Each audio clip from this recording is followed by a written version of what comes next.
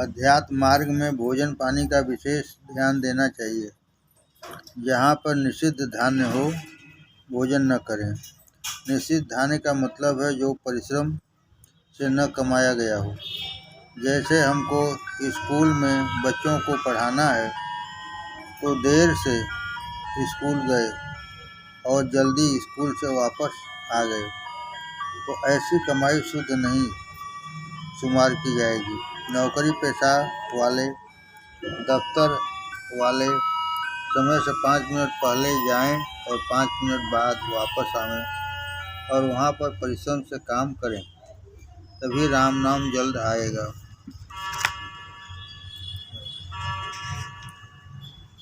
गुरु शिष्य संबंध। विवेकानंद जी जब अमेरिका गए थे तो उन्होंने एक लड़के को नदी में डूबने से बचाया था। जब वह लड़का अपनी माँ के साथ एक दिन गुजर रहा था तो विवेकानंद को देखकर अपनी माँ से कहा था कि इन्होंने ही मुझे डूबने से बचाया था। वह लड़का विवेकानंद से कहा कि आप हमको अपना शिष्य बना लीजिए। तब विवेकानंद जी ने कहा कि मैं आपका गुरु नहीं हूँ। आपके गुरु कुछ दिन बाद यहाँ आएंगे और आपको चांदी की गिलास प्रदान करेंगे। हुआ ऐसा ही, कुछ दिन बाद योगानंद जी अमेरिका गए। उस लड़के को चांदी का गिलास दिया। तब वह उनसे कहा कि आप हमारे गुरु हैं।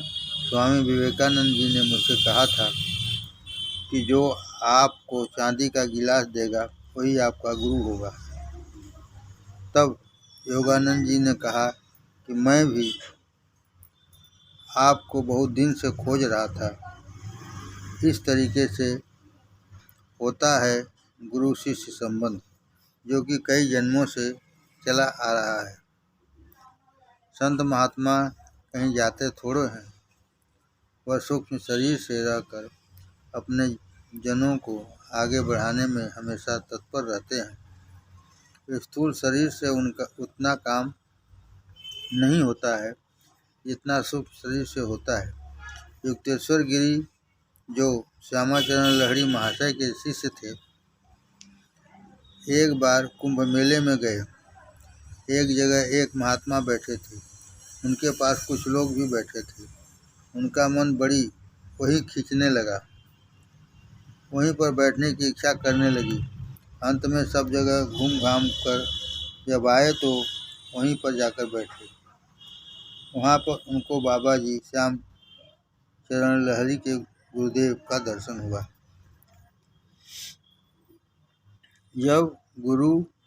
जब दुख एवं परेशानी आवे तो मनुष्य को घबराना नहीं चाहिए। जब दुख एवं परेशानी आवे तो मनुष्य को घबराना नहीं चाहिए, बल्कि यह सोचना चाहिए कि जो हमने जाने अनजाने में पाप किया है वह कट रहा है। बाद में तो कष्ट नहीं होना है। मान लीजिए कि संस्कारों के भोग को अगर रोका भी जावे तो बाद में और तेजी से वह आएगा।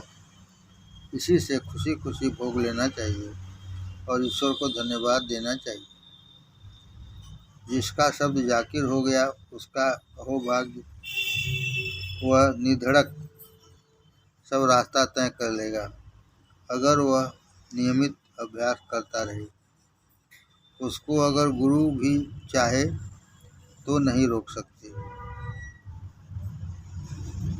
जिसका शब्द जाकिर हो गया उसका अहोभाग्य, वह निधड़क सब रास्ता तय कर लेगा, अगर वह नियमित अभ्यास करता रहे। उसको अगर गुरु भी चाहे तो नहीं रोक सकते।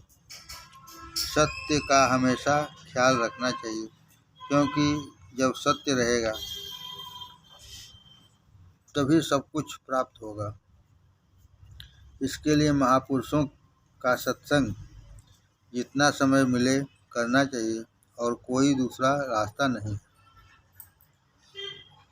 उन्हीं का सोहबत करे, उन्हीं के बतलाए हुए मार्ग का अनुसरण करे, तब लक्ष्य प्राप्ति में देर नहीं लगेगा। कर्म खूब परिश्रम से पूजा समझकर करना चाहिए, क्योंकि जो कर्म हम करते हैं उससे सब कुछ भगवान के ही बच्चों का पालन पोषण होता है। जो कर्म हम करते हैं उससे सब कुछ भगवान के ही बच्चों का पालन पोषण होता है। इसलिए कोई भी काम पूजा से अलग नहीं है। ऐसा न हो कि काम का समय आ गया है तो आप पूजा करने बैठ गए। ऐसा न हो कि काम का समय आ गया है तो आप पूजा करने बैठ गए। पूजा सूर्योदय के पहले ही हो जाना चाहिए। मिर्ज़ापुर 11, 12 व 13 जनवरी 1986। 11 तारीख शनिवार को 4 बजे वाली ट्रेन मेल से भाई विमल कुमार सेठ के साथ मिर्ज़ापुर पहुंचकर पूज्य बाबूजी एवं पूजनीय माता जी का दर्शन किया। वकील साहब वहां पर पहले से मौजूद थे। भाई मानिक चंद मिश्र भी 8:30 बजे रात पहुंच गए। रविवार को दोपहर में डॉक्टर नंदलाल राय एवं उनकी श्रीमती जी तथा विष्णु चौरसिया एवं उनकी श्रीमती जी तथा रतन शर्मा भी आ गए। दोपहर भोजन के बाद विमल कुमार सेठ, रतन वकील, विष्णु चौरसिया एवं उनकी श्रीमती जी वापस चले गए। डॉक्टर राय आज एक रंगीन फोटो बनवा कर लाए हैं। उसको आज सत्संग कक्ष में टांगा गया। काफ़ी अच्छा फोटो है। आपने फरमाया कि अधिक पुस्तक के चक्कर में नहीं पढ़ना चाहिए। आपने फरमाया कि अधिक पुस्तक के पढ़ने के चक्कर में नहीं पढ़ना चाहिए। एक ही चीज़ तो लिखी रहती है। 2-4 पुस्तकों को मिलाकर एक तीसरी पुस्तक तैयार हो जाती है। अपने आचरण में व्यवहार पर विशेष ध्यान देना चाहिए। सुबह शाम सिर्फ बैठना ही पूजा थोड़े ही है। पूजा तो दैनिक कार्य जो ईश्वर ने आपको दिया है उसको किस तरह करते हैं तथा लोगों के साथ आपका बर्ताव कैसा है, यह सब असली पूजा में शुमार होता है। सुबह शाम सिर्फ बैठना ही पूजा थोड़े ही है। पूजा तो दैनिक कार्य जो ईश्वर ने आपको दिया है उसको किस तरह करते हैं तथा लोगों के साथ आपका बर्ताव कैसा है, यह सब असली पूजा में शुमार होता है। आपने कहा लड़का एक ही हो जिसको देखकर लोग कहे कि हाँ वाकई लड़का है।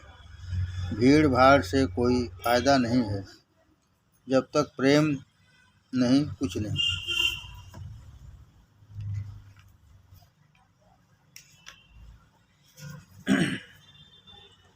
भाई सेठ जी को हिदायत दिए कि अपने शरीर का विशेष ध्यान दीजिए।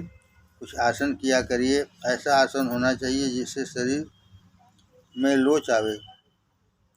जब स्वास्थ्य ठीक रहेगा तभी सब पूजा पाठ होगा, क्योंकि शरीर ही भगवान का मंदिर है। इसी में भगवान का निवास है। इसकी खूब हिफाजत करनी चाहिए। आपका पैर अभी ठीक नहीं है, चलने में परेशानी है। पूज्य बाबूजी का वाराणसी में आगमन 8-9 फरवरी 1986। आज शनिवार को पूज्य बाबूजी उमाशंकर चौबे के साथ 8 बजे सुबह वाराणसी पधारे। बीएचयू में विद्या भाई के औरत का ऑपरेशन हुआ है तथा इसके साथ साथ और भी काम था, जिसकी वजह से रात को रुकना पड़ा।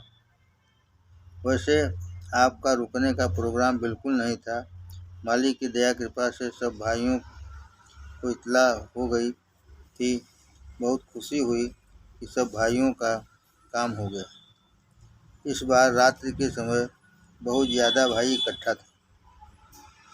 आपने फरमाया कि चाहे कुछ भी हो जाए, बिना सत्य पालन के अब अध्यात्म विद्या नहीं आ सकती।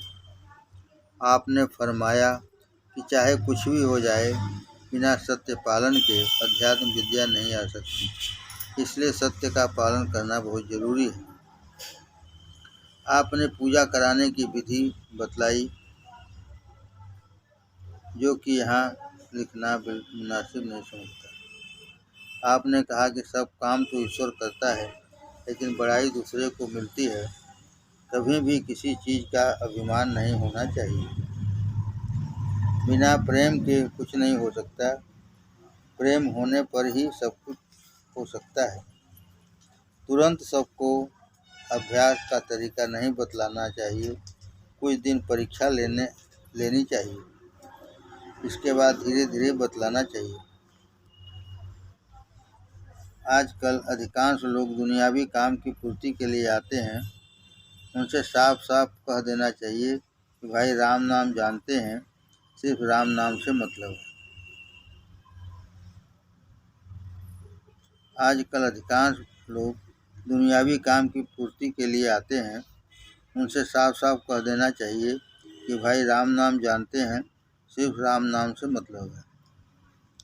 औरों को पूजा बतलाने से पहले उनसे सब जानकारी हासिल कर लेना चाहिए, फिर उनके पास जो समय और परिस्थिति हो उसके अनुसार पूजा बतलानी चाहिए। हमारे बुजुर्ग बहुत शक्तिशाली हैं, वे साया के समान हम लोगों के साथ निरंतर हैं, उन्हीं से प्रार्थना करना चाहिए। राम रघुवर प्रीत रघुवर पाहि माम, राम रघुवर प्रीत रघुवर रक्ष माम। सबसे अच्छा प्रार्थना है, इसको सुबह शाम कहने से कल्याण हो जाएगा। सब महापुरुषों की वाणी एक होती है, मानव जीवन के कल्याण के लिए ही होती है, इसलिए उनके उपदेशों को श्रद्धा विश्वास के साथ सुनकर अपने जीवन के लिए महान कल्याणकारी समझकर जितना हो सके अधिक से अधिक पालन करने की कोशिश करनी चाहिए। जब कछु काल करिए सत्संगा, तब हुई है सब संशय भंगा। सत्संग का समय निर्धारित नहीं किया गया है कि इतने समय तक सत्संग करना जरूरी है, इसलिए सत्संग में हमेशा आना चाहिए। यहाँ आने से ही एक न एक दिन ईश्वर लाभ होगा। सत्संग का समय निर्धारित नहीं किया गया है कि इतने समय तक सत्संग करना चाहिए जरूरी है, इसलिए सत्संग में हमेशा आना चाहिए। यहाँ आने से ही एक न एक दिन ईश्वर लाभ होगा। मिर्ज़ापुर 1 व 2 मार्च 1986। आज शाम भाई मानिकचंद मिश्र के साथ मिर्ज़ापुर पहुंचकर पूज्य बाबूजी एवं पूजनीय माताजी का दर्शन किया। अपने साथ अध्यात्म मार्गदर्शन प्रथम खंड ले गया था। इसका उद्घाटन भंडारे में महाशिवरात्रि के दिन किया जाएगा। आपने फरमाया पक्की माया एवं कच्ची माया दो प्रकार की होती है और दोनों अहंकार है। आपने फरमाया कि पक्की माया एवं कच्ची माया दो प्रकार की होती है और दोनों अहंकार है।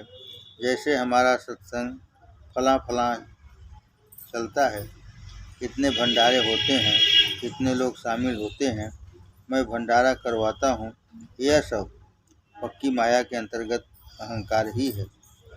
कच्ची माया तो दुनियावी मान बढ़ाई, धन दौलत, इज्जत, घर, स्त्री, बच्चे आदि आदि आता है। कच्ची माया का छूटना आसान है, लेकिन पक्की माया का छूटना कठिन होता है। आपने कहा कि किसी संत ने कहा है कि गुरु शिष्य से भी बहुत कुछ सीखता है। आपने कहा कि किसी संत ने कहा है कि गुरु शिष्य से भी बहुत कुछ सीखता है। ऐसा नहीं है कि शिष्य ही हमेशा गुरु से सीखता है। राम नाम के सहारे ही भवसागर पार किया जा सकता है।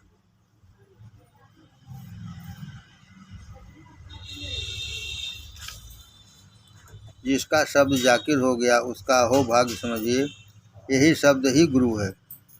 जिसका शब्द जाकिर हो गया उसका अहो भाग्य समझिए, यही शब्द ही गुरु है। उसी के निरंतर अभ्यास से सब हालतें अपने आप चली आती हैं और कोई प्रयास की जरूरत नहीं होती है। ध्यान के दौरान एक ही का ध्यान रहे, जड़ समाधि की अवस्था न पैदा हो, चैतन्य अवस्था में रहकर ध्यान करना श्रेष्ठ है।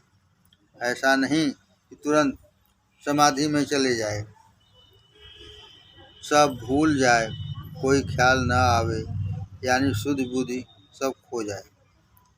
मिर्ज़ापुर भंडारा 7, 8 एवं 9 मार्च 1986। 6 मार्च को डॉक्टर रामजीत मानिक चंद मिश्र एवं इनकी श्रीमती संत कुमार सिंह जी की औरत विद्या एवं परिवार सहित मिर्ज़ापुर पहुंचकर पूज्य बाबूजी एवं माताजी का दर्शन किया। इस वर्ष अन्य वर्ष की अपेक्षा कुछ ज़्यादा लोग थे। भंडारे के अवसर पर भोजन बनाने में भाई मातिबर सिंह, भाई मानिकचंद मिश्र, भाई जयशंकर का सहयोग सराहनीय रहा। भंडारे के अवसर पर परम पूज्य बाबूजी द्वारा अध्यात्म मार्गदर्शन प्रथम खंड का विमोचन हुआ। सब भाई बड़े ही प्रेम से इसको खरीदे। अधिकतर भाई पूज्य बाबूजी के हाथों से ही खरीदे। नोट: हमारी अब इच्छा यह है कि कोई न कोई किताब हर वर्ष निकलनी चाहिए। गुरुदेव की दया कृपा से जो हो सकेगा वह ठीक ही है। मिर्ज़ापुर 12, 13 एवं 14 अप्रैल 1986। आज शाम को भाई मानिकचंद मिश्र के साथ मिर्ज़ापुर पहुंचकर पूज्य बाबूजी एवं पूज्य माताजी का दर्शन किया। मैंने पूज्य बाबूजी से भाई शोभनाथ यादव के मिर्ज़ापुर भंडारे में पहुंचने का घटना का जिक्र किया। वह इस प्रकार है। भाई शोभनाथ यादव साइकिल से मिर्ज़ापुर भंडारे के लिए चले। मिर्ज़ापुर शहर में पहुंचने पर बिजली गायब हो गई। काफ़ी तलाश एवं पूछताछ के बावजूद आप नहीं पहुंच पाए। अंत में यह निर्णय लिए कि अब यहीं पर आराम करेंगे, सुबह फिर चलेंगे। ऐसा सोचकर एक जगह साइकिल पैर में बांधकर सोने की तैयारी करने जा रहे थे। तभी वहां पर एक आदमी साइकिल पर चढ़कर आया और उनसे पूछने लगा, कहाँ जाना है? ये कहे कि कहीं नहीं जाना है। उन्होंने फिर पूछा, तब उन्होंने बतला दिया। तब उन्होंने कहा कि मैं जानता हूँ, चलिए। दरवाजे के सामने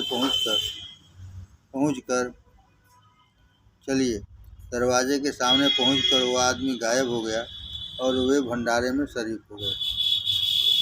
पूज्य बाबूजी ने यह सुनकर कहा कि बाबा फकीर चंद ने एक जगह लिखा है कि हम लोगों को पता नहीं चलता, लेकिन किसी अज्ञात शक्ति द्वारा सब काम होता रहता है।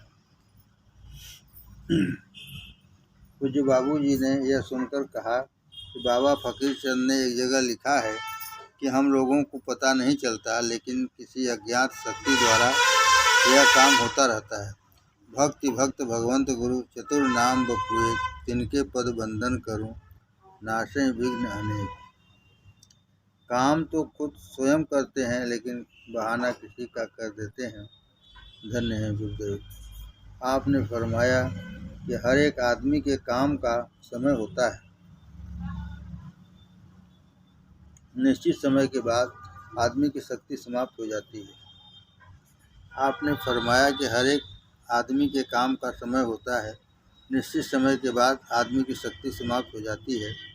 आपने भगवान कृष्ण एवं पांडवों का उदाहरण लेकर समझाया। आप 22 मई को गांव पर चलने के लिए कहे। इस वर्ष गांव पर भी काफ़ी भीड़ हो सकती है। अभी तो सत्संग प्रोग्राम का आयोजन है। बाद में सब व्यवस्था पूर्ण होने पर भंडारा का रूप दिया जा सकता है। नोट: पहले मुझको पूरा याद हो जाता था, लेकिन अब याद नहीं हो पाता है। इसलिए दूसरे भक्तजन के वास्ते ज़्यादा नहीं लिख पा रहा हूँ। कथा। आपने फरमाया कि आपके पिताजी एक व्यासदेव जी द्वारा लिखित श्लोक कहते हैं, जिसका आशय है कि किसी औरत के साथ अकेले में नहीं रहना चाहिए। ऐसा लिखा देखकर एक विद्वान ऋषि जैमिनी उनके पास थे। उन्होंने व्यासदेव से कहा कि जो जितेंद्रिय है उसके लिए भी यह ठीक है। तब व्यासदेव ने कहा कि भाई, मैंने तो लिख दिया है। इसके बाद जैमिनी जब अपने कुटी पर गए और रात में विश्राम करने लगे तो बारिश होने लगी। बारिश में एक औरत इनके दरवाजे पर पहुंची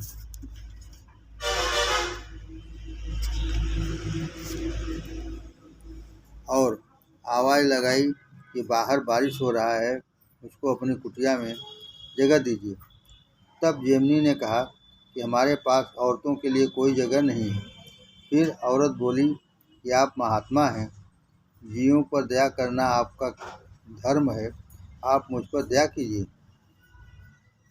ऐसा सुनने के बाद उन्होंने अपना दरवाज़ा खोल दिया। वह औरत अंदर चली आई। जैमिनी ने अपने बगल में उसको आसन दिया। वह भी बगल में सो गई। थोड़ी ही देर में इनके मन में विकार उत्पन्न हुआ। तब क्या होता है, इन्होंने अपना हाथ उसके ऊपर फेंका। उसने हाथ हटा दिया। इस तरीके से 3 बार हाथ हटाया। जब चौथे बार हाथ फेंके तो वह औरत उठकर बैठ गई और कही कि आप महात्मा हैं, या क्या कर रहे हैं? तब जैमिनी ने कहा कि मेरी इच्छा को अब पूरा करो। तब उस औरत ने कहा कि आप घोड़ा बनकर अपनी पीठ पर बैठाकर इस कुटिया का 7 चक्कर करिए, तब यह संभव हो पाएगा। उन्होंने ऐसा ही किया। जब 7वीं बार चक्कर लगा रहे थे तब आकाश से बिजली की गर्जना सुनाई दी। इसके साथ कुछ क्षण के लिए प्रकाश हो गया। उसमें क्या देखते हैं कि व्यासदेव आसन, कमंडल एवं माला लेकर सामने खड़े हैं। तब व्यासदेव ने जैमिनी से पूछा कि क्या भाई, जो लिखा गया है वह सत्य है कि नहीं? इतना सुनते ही इनको अपनी भूल का पता चला और व्यासदेव के चरणों में गिर पड़े और पूछने लगे, इसका प्रायश्चित बतलाइए। तब व्यासदेव ने कहा, इसका तो प्रायश्चित है इमली के खोड़र में जलकर मर जाना। इतना सुनने के बाद जैमिनी जाने को तैयार हो गए। तब व्यासदेव ने ऐसा करने से रोका और कहा कि आपसे संसार का कल्याण होने वाला है। यही जैमिनी आगे चलकर जैमिनी भाष्य एवं जैमिनी सूत्र लिखे, जो अध्यात्म जगत में अपने में अनोखी पुस्तक है।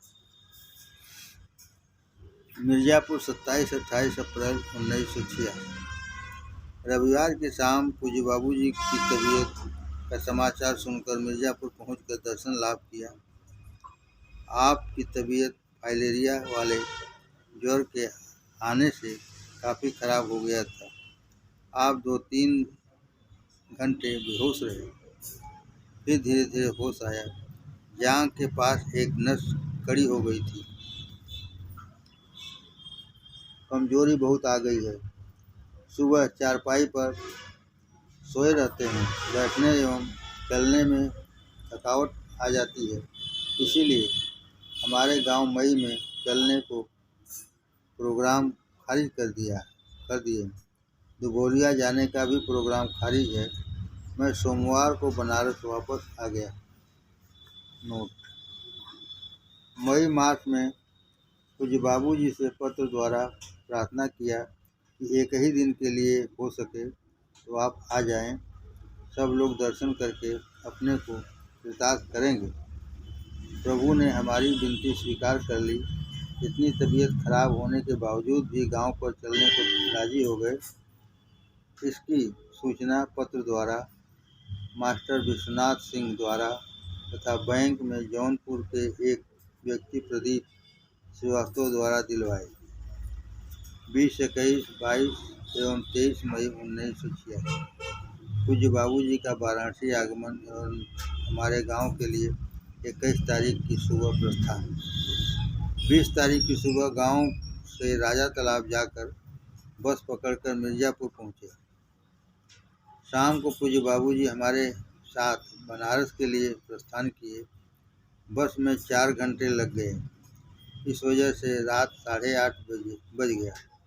होटल पर पहुँचते पहुँचते सब भाई इंतज़ार करके जा चुके थे। बाद में मैं जयशंकर सिंह, सेठ जी एवं जायसवाल जी को जाकर सूचना दी। वे लोग रात में रुककर पूज्य बाबूजी के सानिध्य का लाभ उठाए। पहली बस सुबह 5:30 बजे करीब मैं पूज्य बाबूजी के साथ जनसा पहुंचा। पहुंचने के तुरंत बाद सूर्यबली आ गए। उन्हीं के मोपेड से आप गांव पर गए तथा मैं मास्टर विश्वनाथ की साइकिल से गया। सब लोग पूज्य बाबूजी से मिलकर आनंदित हो गए। 21 एवं 22 आप 2 दिन रुके। 23 को सुबह मोटरसाइकिल से कोचवा होते हुए 9:30 बजे करीब मिर्ज़ापुर पहुंच गए। इस यात्रा के दौरान कोई नए बंधु से मुलाकात नहीं हुई। पूज्य बाबूजी के जाने के बाद 3 लोग पूजा में आए। बृजभूषण सिंह, श्री शिवसागर यादव, श्री मुन्ना सिंह। ईश्वर सबको अपने रास्ते में चलने के लिए शक्ति एवं सामर्थ्य प्रदान करे। ओम शम। नोट: पूज्य बाबूजी अब सबको 22 मई 1986 से सामने बैठाकर पूजा बतलाने का आदेश दिया। एक लड़की को बैठाया था तथा उसको सब पूजा पद्धति भी बतलाया। उसका शब्द भी जागृत हो गया। मिर्ज़ापुर 21, 22 एवं 23 जून 1986। भाई मानिकचंद मिश्र के साथ 21 तारीख की शाम मिर्ज़ापुर पहुंचकर बाबूजी व माताजी का दर्शन किया। आप इंतज़ार ही कर रहे थे। भाई उदयवीर सिंह जी वहां पहले से हाजिर थे। हिदायत: आपने फरमाया नए लोगों को तुरंत अभ्यास नहीं बतलाना चाहिए, कुछ दिन तक देखना चाहिए। ऐसी बात नहीं है कि जितने लोग मिलने आते हैं सब लोग सत्संग में रह जाएंगे, कुछ लोग ही रह पाते हैं। नोट: उधर कोचवा गया था, काफ़ी लोग इकट्ठा हुए थे तो 3 लोगों को बतलाया गया। गांव पर कार्यक्रम समाप्त होने के बाद पूज्य बाबूजी के आदेशानुसार 3 लोगों को पूजा पद्धति बतलाया गया। मुझे तो कुछ मालूम नहीं है। पूज्य बाबूजी के आदेश का पालन करना अपना फर्ज है। 5, 6 एवं 7 जुलाई 1986 थीना सत्संग प्रोग्राम। हमारा 5 की शाम जलालपुर जाना निश्चित था, लेकिन दुबोलिया गांव के भाई दुबे जी 4 तारीख की शाम को आकर पूज्य बाबूजी के थीना सत्संग प्रोग्राम 5-6 जुलाई की सूचना दी। सूचना मिलते ही भाई जयशंकर सिंह के यहाँ जाकर उनके यहाँ का प्रोग्राम अगले शनिवार को रखने के लिए आग्रह किया। यह प्रोग्राम तब रहेगा जब बारिश नहीं होगी।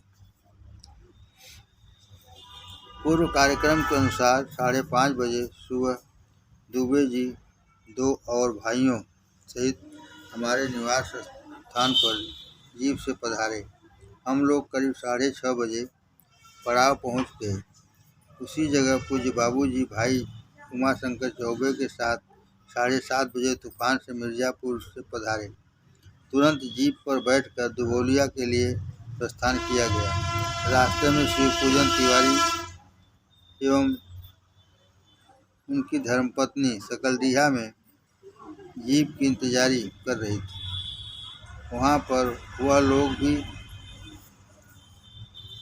बैठ गए। सब लोग 9:30 बजे करीब दुबोलिया गांव पहुंचे।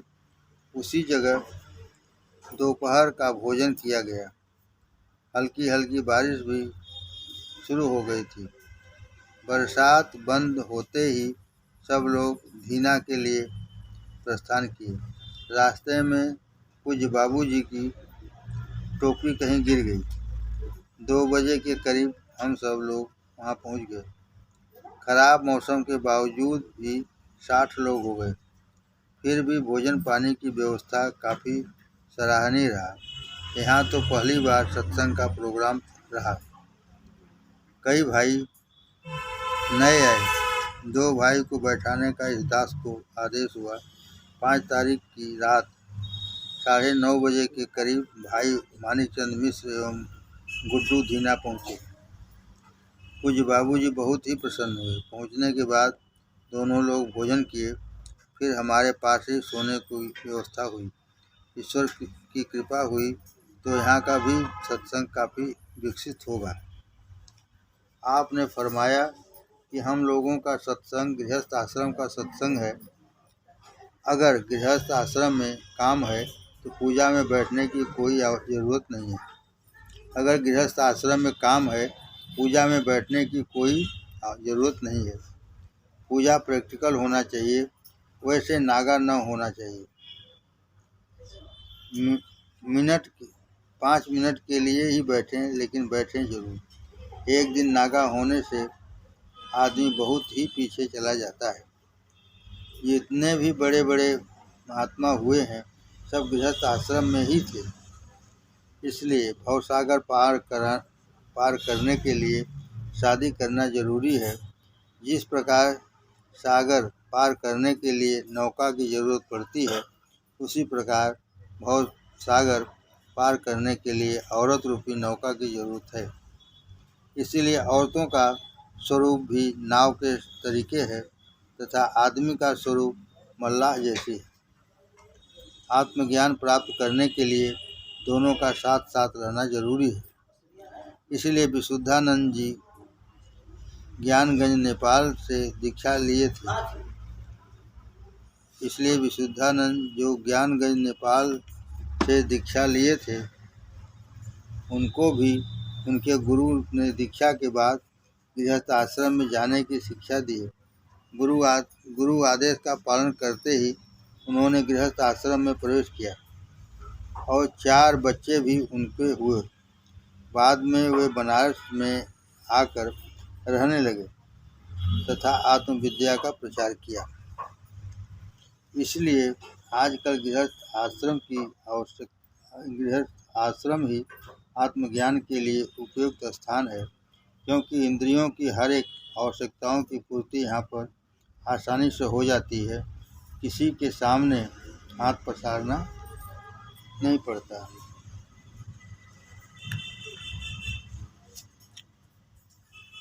नोट: धीना के सत्संग कार्यक्रम दीपावली पर निर्धारित करने का विचार लोगों का है।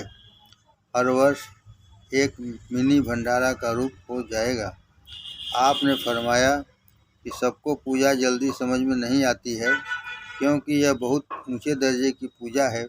यहाँ उसी के समझ में आती है जो पिछले जन्म में मनुष्य थे। मान लीजिए जो जानवर से मनुष्य हुआ है, उसकी बुद्धि कुंद होती है, वह साधन भजन भी ठीक से नहीं कर सकता है। मिर्ज़ापुर, गुरु पूर्णिमा 20-21 जुलाई 1986। 20 जुलाई करीब 12 बजे पहुंचकर पूज्य बाबूजी और माताजी का दर्शन प्राप्त किया। साथ में इस वर्ष हमारी धर्मपत्नी श्रीमती सत्यभामा चौबे, भाई मानिकचंद मिश्र एवं उनकी धर्मपत्नी श्रीमती शांति मिश्र, भाई जयशंकर प्रसाद सिंह तथा विद्या जायसवाल थी। इस वर्ष काफ़ी लोग आए थे। करीब एक भंडारे का रूप हो गया था। 75 से 100 के बीच में सब लोग रहे होंगे। प्रभु कृपा से सब काम विधिवत संपन्न हुआ। 3 नए भाई ब्रिजभूषण सिंह, शिवसागर यादव तथा डॉक्टर होरीलाल शर्मा पूज्य बाबूजी से मुलाकात किए तथा ईश्वर कृपा से सब काम हुआ। आपने फरमाया, भगवान कृष्ण कहते हैं कि हे अर्जुन, मैं तो सबको बराबर याद करता हूँ, कोई भी मुझको याद करना नहीं चाहता। भगवान कृष्ण कहते हैं कि हे अर्जुन, मैं तो सबको बराबर याद करता हूँ, कोई भी मुझको याद करना नहीं चाहता। जो भक्त मेरे शरणागत हो जाता है, उसका सब भार वहन मैं करता हूँ। आपने कहा, श्रीमद् भागवत बहुत ही अच्छी पुस्तक है। इसके अध्ययन से सब शंका का अपने आप समाधान हो जाता है। मिर्ज़ापुर 10 अगस्त 1986 रविवार। आज कार से पूजनीय चाची जी बनारस एवं मामी के साथ मिर्ज़ापुर जाकर परम पूज्य बाबूजी एवं पूजनीय माता जी का दर्शन किया। मुख्य काम भंडारे के विषय में बातचीत था। चाची जी बनारस की बात से स्पष्ट हो गया कि ये भंडारा कराना नहीं चाहती। अगर करना भी चाहती हैं तो बहुत कम लोग ही रहें। पूज्य बाबूजी ने इसके पहले ही लोगों को बनारस भंडारा में आने के लिए मना कर दिया है। पूज्य बाबूजी ने कहा कि सब लड़कों से समझकर कोई काम करिए, जिससे कोई बात को न कहे कि भंडारा क्यों नहीं हो रहा है। पूज्य बाबूजी ने फरमाया कि एक दिन का करना चाहती हैं तो एक दिन करिए, न करना हो तो बनारस के लोगों को बुलवाकर शांति पाठ करवा दीजिए। अगर करना भी हो तो सिर्फ बनारस शहर देहात का करिए, यह तभी जब सभी लोग राजी हों। आपने फरमाया कि श्रीमद् भागवत बहुत ही अच्छी ग्रंथ है, उसका अध्ययन थोड़ा थोड़ा रोज करना चाहिए।